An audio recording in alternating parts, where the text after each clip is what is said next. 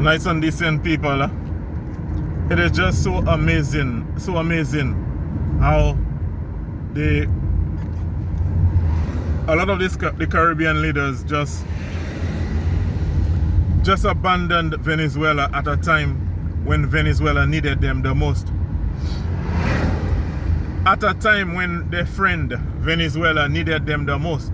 A friend who has done so much for us in the Caribbean. A friend who has done so much for us in the Caribbean. And there's this thing called Caricom, this program that was going on some years ago, where this current president of Venezuela was offering the Caribbean islands soft loans for different capital projects.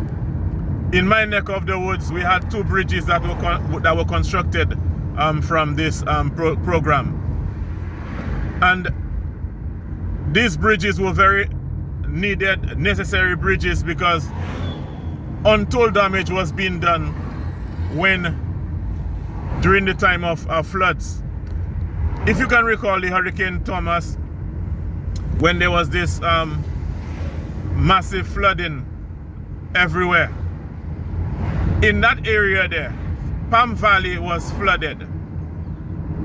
The sinks in Palm Valley was heavily silted.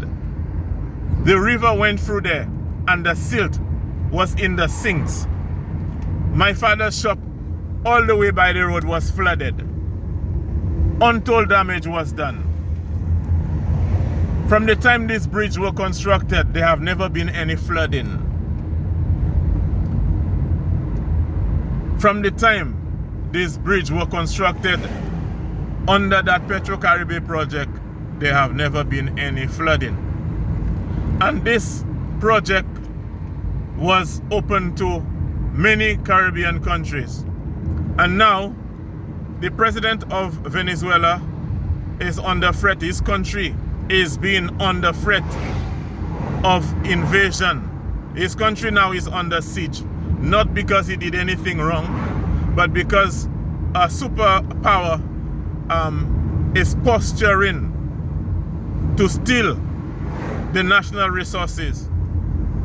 He is now vulnerable, and the people who have benefited, the countries who have benefited from his help, his generosity, they are behaving like they are not even aware of what is going on. There is no solidarity and no support for Venezuela. And it appears as if it looks like some people probably have been paid to just turn a blind eye. Or maybe they believe that they will be sanctioned or penalized if they were to come in solidarity and support with Venezuela. But I used to hear this expression when I was growing up. My word is my bond. There need to be a certain level of morality, ethics, like trust, respect of mutual agreements among people and among countries. That if somebody is my friend and they find themselves in trouble, that I will not just turn my back away from them just because they are going through a difficult time. And this is what I see happening with Venezuela. We have lost morality. We have lost that, that you are my brother and I'm there for you. And if it is that we have to be embracing this kind of behavior, it means that as individuals in a country, we will be demonstrating the same kind of behavior too. That somebody is your friend, and when they're in a crisis, they need you the most, that's when you turn your back away from them. And I kind of, in my own way, it is not almost, I'm not only in solidarity with Venezuela, but I weep for Venezuela. I weep for Venezuela. Because this country has been under tremendous threat, economic embargo, which is what I call economic victimization, for many years, years upon years. And now, as if the embargo thing is not enough, they now want to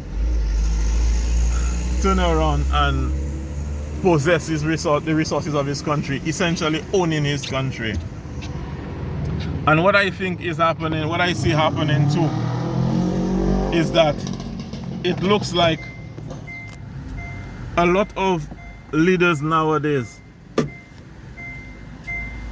on the wrong side then. Okay. A lot of the leaders nowadays, it's like their mentality now is they want to protect these US visas that they have. And because of that desire to protect these US visas, they will just allow anything to happen to other friendly countries. And it looked like the US visa is a god for some of those people. Even the poor people, the average Malawi, are not even that worried about US visa. But a lot of the leaders in the Caribbean, they make this US visa their god. Because they want to be able to invest in America. They want their children to go to school in America as if America is the only place with universities. They just love America as if it is their god. America has become a god to our political leaders. And so, if America is God to them, when we trade with America, whatever America wants, they're going to get, because our leaders in the Caribbean worship America, worship the US visa. What I think we need right now, we need to come in solidarity with ourselves and with other people that are willing to deal with us. And let's strengthen our healthcare, let's strengthen our agriculture, and let's strengthen the relationship that we have with each other. Because essentially what we are doing is, when we behave, when we forsake a country like Venezuela, who has been there for us, we are teaching people in a subliminal, in a hidden and in a covert way, we are teaching people not to be loyal. Keep the fire burning.